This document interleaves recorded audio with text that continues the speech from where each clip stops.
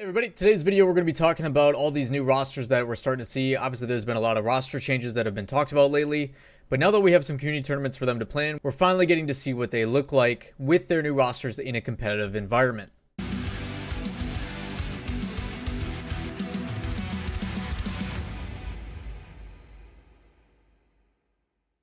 The two community tournaments that are going on this weekend, both Codename Covert from Dazarin as well as the EuroCup from Lethamyr, we have results finally showing. So today we're going to break down those matches. We're going to start with Codename Covert, go through all the NA stuff, and then we're going to jump over to the EuroCup and go through all of that. Also, as a heads up, next week I'm going to have some pretty weird uploads compared to what you guys are used to. Rather than recaps and everything, obviously I'll be running the Brawl 10K, so instead of having the typical recap videos, I'm literally going to take the broadcast with all the matches and I'm going to export those, so you'll be able to watch those on YouTube as well as the Twitch VODs that exist. Not really a point in recapping the Brawl 10K when I can literally just say, here's all the content. So just as a heads up, next week, probably Tuesday through Sunday, is going to be a lot of VODs from the Brawl, just so you guys have the ability to watch it, and it's uploaded in full here on YouTube. We're going to start with the NA side for Codename Covert, Dazarin $9,000 tournament that's going on with a lot of unique assets and stuff. I'm going to break down what went down today, and then obviously, because this video is releasing tomorrow, I'm going to do my predictions based upon how I think this will play out, and then we'll get through and see how we do. This match was actually played previously, so the day started off with Space Station and Affinity. But overall, United doing a pretty good job in trying to trend in the right direction. I just don't know if they have the right pieces in play or the enough talent to really beat out some of these top tier teams as they get better and better. One of those newer teams is Affinity, and they are facing an uphill battle going against probably, my opinion, the most solidified roster right now, not including G2. G2 ended up not even qualifying. They ended up losing out to Affinity in this group. I think their difficulty, and surprisingly enough, obviously G2 not qualifying because they ended up getting 3-0 swept by Rogue. The first time that G2 has ever lost to Rogue in the past. JNaps has never really let Kronovi beat him. So this was a really big deal that went down yesterday. But again, Affinity was able to skate by with a 1-2 record, but because of game differential, they're able to score over Rogue. So this one really coming into play because G2 beat Affinity. They would have got the tiebreaker. So yeah, G2 not in this, which is really surprising, but because of that, Affinity is having to go up against Space Station, which is a really crazy circumstance. But they held on. I mean, you look at the roster and the gameplay and the way it played out. Against Stromboli, they had a really good qualification match where they looked solid, a lot of passes being worked in. It's just overall they've been having difficulties against the top guys, and as they become more and more exposed to it, you're starting to see it. So a lot of things Affinity needs to work on, but overall Space Station solidifying even more so that they are still probably one of the top dogs, and that no matter the situation, their consistency is going to be rewarded. And with the announcement of that new bracket or the new circuit style system that's supposed to be coming, that's going to be a really big deal. So good to see Space Station still on the grind. As for NRG had a really weird start. Envy is still playing with Illusion right now. They're not playing with Retals. He is no longer on loan. So that whole scenario has been really weird. But despite that, Illusion and the guys actually look pretty solid on Envy. I think it was more so NRG having kind of a weird start, and they obviously bounce back about that later, as we'll get into. But yeah, overall, you did see NRG start to wake up a little bit more. You are starting to see how Squishy's slotting into the team, and he's looking more comfortable. They are slowly trending, and I'll talk more about this when NRG played Mirage, but they are starting to slowly trend more in the right direction of kind of a vitality comparison, and I'll get to that more later.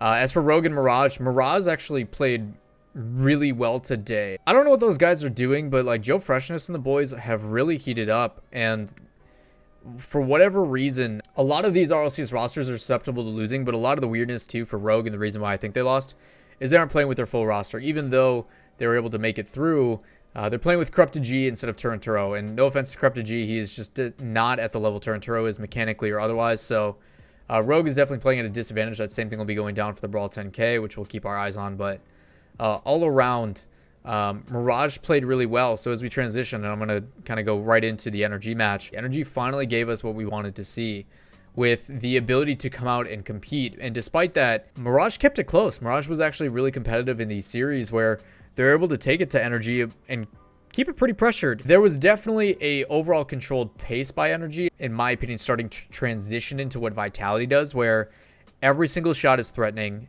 If you don't go for it, you pass it out, and then it plays in. During the second game, actually, when it came down, Mirage had the lead, and I think it was like at 5 or 6 seconds in the top right corner of Mirage's half when they're on defense. Squishy takes his time, he brings it up the wall, and he throws it immediately mid again, and Garrett gets another shot. So NRG is starting to showcase the amount of talent that you have when you have 3 really mechanical players that can not only stay grounded, but also work those air plays in.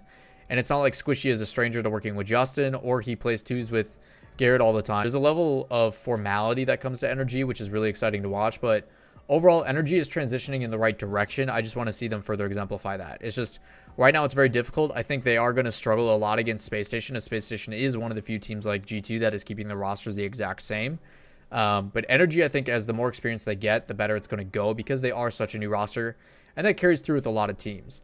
Unfortunately for Affinity, they did catch a really hot Loco. If you guys don't know Loco, it's Beast, Andy, and Delta. Beast is more so known than anybody else. Very young kid, very talented roster that just is feeling hot. And it makes me excited to watch the Mirage and Loco game, because Mirage, even though they're trending in the right direction, I don't know if it's a one-off thing or if they're just that good to where they can keep it that close against NRG until NRG warms up. Overall, it was really exciting to watch those. Affinity, I still think, needs to work a little bit on their communication, as well as just the mentality game. It's really difficult to stay positive all the time, especially when you're taking losses. And like, a coach would really help with this scenario. So like, you're playing against Space Station, the expectation to lose against Space Station, it's like, hey guys, like, they're probably going to find themselves in the grand finals. We need to come in with that mentality, just take this as a learning experience and grow from it. But a lot of times these younger players think they can win every single match, which is a good mentality to have, but they need to know how to bounce back after a tough loss. So they go out, they get 2 wins, but that's it. So rough for Affinity, this is your new RLCS team, rumored to be picked up by Alpine, but we don't know how that's going to play out. That was like a crazy conspiracy theory that I actually kind of agree with on the Reddit. As for Envy Rogue, this is that rivalry that I've been really happy about. There's definitely some turmoil with this. For those that don't know, Envy basically gave Illusion the boot because they wanted to borrow Reddles. Reddles played with them. They looked absolutely stellar. Reddles primarily in Fusion. But now that he's no longer on loan, he's playing with Rat Enterprises as a tryout or something. Envy had to go back to Illusion, and it's like, as a player, I'm just sitting there like, you just removed me, and now you have to come back to me due to contract reasons or whatever. No offense, but I want off this team as soon as possible. So I'm glad they're able to pull it out, because that team has definitely more chemistry than the Rogue with Corrupted G. But the fact that it went this close, you can tell there's some major issues, because Envy's a really good team. I've been hyping this rivalry. I think it's going to continue to be that way. But neither of these teams are playing with their full roster, with Rogue playing with Corrupted G and Envy playing with Illusion that is a defeated Illusion. Now, if this team picks up a Reddles or something, it's going to be really excited. Turbo Pulse is an example that's still available. And any of these guys, honestly, from like Mirage and stuff, like, there's some really talented players. I know Wonder Mike is available because he isn't like committed to Charlotte Phoenix right now. But yeah, there's a lot of really good players that are available that you could definitely see slot into some of these teams that are still open. I think Turbo is probably the best nod. Reddles, if he's willing to, if he doesn't feel comfortable with the Cloud9 guys, the former Cloud9 guys, now Rat Enterprises. But yeah, I think there's a lot of really good potential talent, and that's the best part about these tournaments. You know they're going to get snagged up, so awesome to see there. So right now, I do consider, with talking about predictions, Space Station is my favorite right now, I think, to take this now that G2 is out. Because of that, I have them winning the series, but Space Station has also been conditioned for a very long time for NRG to play a certain way, and bringing in Squishy brings in a totally different dynamic. So as this series progresses, I think Space Station is actually going to get better, but initially NRG is going to come out of the gate. There's an element of surprise with NRG, and they might be able to take it because of that, but if it wasn't Space Station, I would be like, okay, maybe, but Space Station is legitimately the best team at adapting.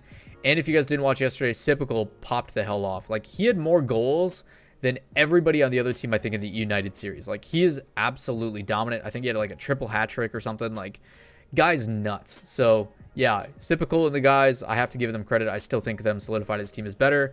Although NRG, I think, will keep it close. I'm going to go with the safe pick of 4-2 with Space Station moving on to the grand finals. Lower bracket, E United versus Team Envy. I still think Team Envy is just a better team. These are probably best of sevens as well, because it looks like everything's a best of seven at this point. So I'm going to give the nod to Envy, probably 4-3. I can't be confident with them with the internal things that are going on with the Illusion situation about how he's basically cast aside and then brought back. So That is always the risk you take when you're trying out new teammates, especially in public tournaments where the pressure is on and they mean more. So Mirage and Loco looked good, but so did Mirage. Mirage actually looks super talented. I liked a lot of things they did against Mirage, and Loco is going to enable a lot of those issues. So actually Mirage looking pretty solid in this one. I'll probably go 4-1 for Mirage, which will give us, as they go by MIG, I'm pretty sure, against Envy, where I actually think Mirage is going to win. I think Mirage is actually a pretty talented team right now. And they figured out a lot of their mistakes and their issues. Envy, even though they're very talented with the atomic and mist thing, I can see this one probably going both ways, but I think Mirage has what it takes. This could be my upset pick for sure. I do think Envy should win it, and I do want to give the nod to Envy, but I want to give you at least one exciting result. So I am going to go with Mirage over Envy, which then will lead to Mirage versus NRG in a rematch, which NRG is still going to win 4-2 this time. We'll give Mirage the overtime win that they should have had, which then leads us to a rematch for NRG versus Space Station, where this one will go the distance. It'll be 4-3 either way. It's just a matter of who has the 3. I could see NRG pulling this one out, especially with the extra games and the warm-up going in. Space Station's going to be a little bit cold. They're going to have to sit and wait for this match to finish. While these teams play, NRG's going to play a warmed-up Mirage and be coming in pretty hot. So I don't think there'll be any burnout, especially for the players on the roster, but I do think Space Station will take it in the end. 4-3 in their favor. This should be a really close one, and I'm actually really looking forward to seeing how this plays out. Jumping over to the European side, we've got the EuroCup presented by Lethmere, $10,000 prize pool. Myself and Isaac Turtle App casted all the quarterfinal matches. First one up was Vitality versus Monkeys. I do consider Vitality the best team in Europe. But we have some exciting results to talk about in the semifinals, as you guys can see. If you guys don't recognize Monkeys, that was Tree of a Kind infusion with Metane, Taz, and Ixo. Earlier on in this series, a lot of it was just due to Vitality being Vitality, where like we're starting to see from NRG, Vitality is kind of the pioneers of this, of having 3 mechanical monsters that no matter what you do, you are just threatened. Constant pressure in your face, just really, really threatening all the time. Monkeys didn't really stand a chance. It's just when you have players like Fairy Peak and K-Dop and Alpha, like no matter what you do, the ball is going to get challenged very aggressively. And that was part of the issue, is Monkeys just were not available to get out of their own half. There's a couple times where you would see like Metane or Taz move downfield and they would play a little bit more aggressive and win a 50 challenge and it would pinch in a net. But other than that, they just weren't really getting anything going. Next up was Mouz versus Giants. If you guys don't know Mouz now, Mouz is doing an official tryout with Fruity, and they looked quite good, actually. I only saw one double commit the entire game, and that's always the big question, is when new rosters come together, how well are they going to be synergized? How well are they going to rotate? Are they going to overlap? Are they going to cause a lot of issues? And we didn't see that. Speed looked confident. Cookster was moving up, putting away shots and actually like winning challenges in the midfield rather than on his own half. They looked good, man. A lot of good passes dished out into mid. Unfortunately for Giants, though, they do drop down. That is the recent signing. So a lot of motivation for them. And we'll get to that as they play Monkeys in the lower. Then we had Dignitas versus Oxygen. This one was wild. We got to see Astral against his old team. We also had a lot of focus on Farah's offense versus Yours' offense. But Yours is his first name. I think it goes by, it's like Joriz or Juriz. I don't know how to say his name still. But they officially confirmed it in his later matches. So Dignitas Oxygen, 4 overtimes. Me and Turtle, like, this game was insane. Went the distance, bunch of overtimes. So 1-goal games and everything except for the last one.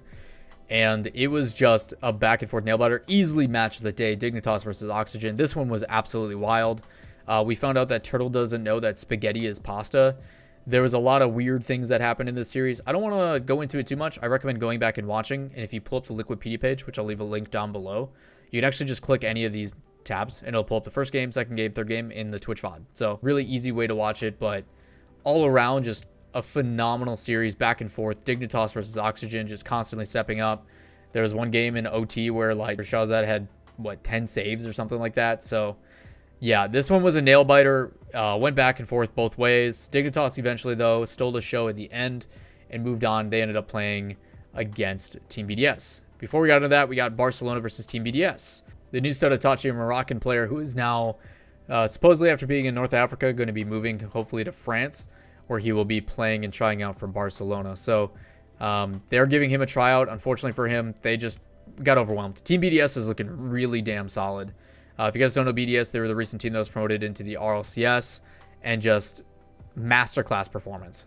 If you guys don't know the roster of Team BDS, it is right now Mark by 8 and Monkey Moon, yet another French player, but they're also trying out another Frenchie in Extra. You guys would know Extra from AS Monaco last season in the RLCS, where he played with Ignite and Tigre. So this team looks stellar. Turtle actually asked me during the middle of the cast, like, out of all these new players on new rosters, who's looking the best? Extra right now just feels like he slots in perfectly. Perfect synergy when it comes to spreading out on the field, constant challenges and demos. But BDS is just overwhelming. And then you have Monkey Moon, who everybody's been keeping their eyes on, going for flip resets and doing a lot of really good stuff. So Team BDS looked absolutely dominant in this game, and that carried through as they went on to play Dignitas. In the semifinals, we then had Vitality versus Mousesports, where Mouse ended up squeaking out a win at the very end. Sorry for the terrible pun. But this one was a really good series as well. In game 3, I think it was, Marky ended up calling the fact that they were going to tie it up or take the victory or something like that, and he ended up being right. After game 4, I thought it was over with Vitality. I don't know the last time they lost 3 in a row. So for Mouse to clutch it out here was absolutely phenomenal. All 1-goal games, 1 OT in the end. Another really good match. Mouse with Fruity looking pretty solid. If he hasn't earned his spot yet, I don't know what will, but we'll see as they move on. We then dropped down to the second semifinal with Dignitas and Team BDS, where BDS just continued dominance. This team moving into the RLCS, people need to be worried about. This team reminds me of Savage that qualified with Bluey and Devo and then ended up becoming what is now FC Barcelona. So I am really enjoying what BDS is doing as a team. Fundamentally, you see a big gap between RLCS and RLRS teams where, like, they overcommit. They're a little bit too chaotic, but like BDS is controlled. They don't overlap. They don't double commit. It's just really good posture in their team that is just fantastic. And communication looks like it's on point too. So BDS, big shout, big underdog. Need to be careful of them. We then jumped down to the lower bracket where we had Monkeys, former Tree of a Kind, versus Giants. And Monkeys put up a pretty good fight, but Giants just ended up winning it out in the middle. A couple OTs. I think there was a really big mistake off a kickoff that could have let Giants close it out sooner. Almost had the clean sweep, but this is something commendable, I think, about this team, is that despite being down, they do win an OT and then go back. This is a big deal. To win these 3 in a row and go all the way to the distance is massive. Marky also talked about in this game how losing this series is the worst for either team, where you either lose and get reverse swept, or you lose after being 1 game away from being reverse, or from getting the reverse sweep. So this is a tough loss from Monkey, former Tree of a Kind. But overall, Giants, they've got a lot to play for. Obviously, that new signing by a big Spanish organization. So congrats to them. They'll be moving on against Dignitas. That's a pretty big match. As for the other side, Oxygen versus Barcelona. Nothing in Rocket League makes sense. Oxygen looks fucking stellar. Super good. Barcelona gets their shit pushed in, for lack of a better phrasing. The fact that BDS beat Dignitas as badly as they did, and Dignitas beat Oxygen, like, what does that mean for, like, Barcelona? Because that's the only roster, or that's the only team between those combinations that we haven't seen yet. So the fact that Barcelona was able to come back and bounce back and then win this heavily, like, a lot of 1-goal games. Like, there's only 1 game that wasn't, which is game 3. So another nail biter. I think my favorite thing about all these games and all these tournaments in the community right now is everything is so close, because everybody is forced to play consistently and all the time, which forces them to be, like, in form as the season progresses. So we're in a really good place for Rocket League right now. It's actually stellar. And again, I can't thank Psyonix enough for the massive shout out to them for supporting not only the Brawl 10K, but like $300,000 or $325,000 worth of community tournaments. So yeah, it's absolutely sick. Jumping over to predictions though. We're going to start with the winners finals first, just so we can see who's in the grand final. I think BDS is going to take this, honestly. I think BDS will do really well. I think it's going to be 4-2. Mouse just hasn't shown me the type of offense that I want yet, but BDS spacing on the field is going to be met well, I hope, by Speed and Cookser. We'll see how this plays out, but I do think BDS is just overwhelmed. You know what? Screw that. I'm going to go back on it. I think it's going to be 4-3. BDS gives us a really exciting match down to the wire. It's going to go to Game 7. As for the other side, Dignitas versus Giants, I think Dignitas overall is just a better team and should win it. Nothing really too much to talk about there. Giants just still has a lot of things they need to figure out. They still make quite a few mistakes. And you saw, even though Mousesports didn't do anything too crazy, it's just the fundamentals they get beat by. So I can't give them a confident pick in their play. I do think they'll take a game, though. As for Vitality, Barcelona, I hate to say it, but you guys are going to get smacked. Vitality's playstyle does very well against Barcelona right now, to where I just can't confidently give Barcelona a game.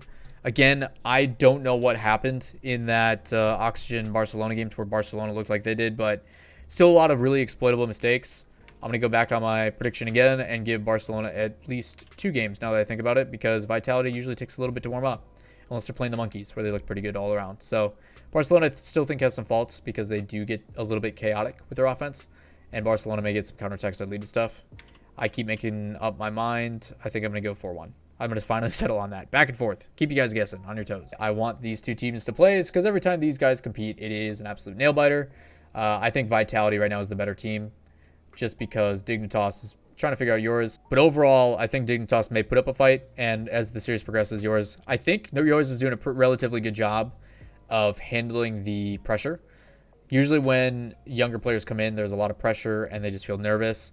But so far, he's been stepping up to the plate pretty well. So Vitality to me is just a very talented team. So we'll see them in the losers final. Vitality versus Mouz. I think Vitality is just the better team. Even though Mouz won, I think Vitality is going to get the rematch and win it. We'll assume it's just a standard best of 7 double limb. So BDS either wins straight up or Vitality wins it all. I think it'll either go like this, right? I think that's one scenario, or it'll go something like that with BDS winning. I personally pick Vitality. I think Vitality will take it. I think Vitality will be able to handle the awkwardness and the really clean play of BDS, because Vitality just has that it factor. They're very chaotic. They're very tough to read and get a handle on, and I think they do what BDS is doing right now, just better. So Vitality coming from the lower bracket, that's a very dangerous thing to face. So that is going to do it for predictions and going over the bracket. Obviously a little bit long on this one, so I'm going to try to edit this down and make it a little bit more digestible for you guys. But I'm curious on what you guys think of kind of talking through in detail as well as doing predictions. Tomorrow we'll have the results in kind of a standard format that I've done in the past for the video that is out Monday. But as a reminder, Monday and moving forward, Monday through Saturday, I'm running the Brawl 10K with open qualifiers starting on Monday, groups on the Tuesday all the way until Friday, and then Saturday is the main event. Because of those matches are going on and I'm busy with those all day, there's no way I'm going to be able to make any videos at night for recaps. So what I'm going to do, just as a reminder, is I'm going to be taking the VODs from the Brawl and I'm going to upload those straight to YouTube so you guys can watch the entire tournament. I'll try to leave timestamps for when the matches happen. The difficulty with that is it's kind of spoilers because they're double elimination groups. So just as a heads up, that's going to be kind of what's going on. So again, I appreciate you guys all taking the time to watch the video. If you guys enjoy this kind of content, make sure you give it a thumbs up. Hit me with comments down below if you guys have any questions, concerns, ideas, as well as make sure you hit subscribe and turn on notifications. We're approaching 15,000, which is fucking insane. So thank you for that. But I'm out of here, guys. We'll catch you guys next time. I'll be casting EuroCup tomorrow. Come hang out. Peace.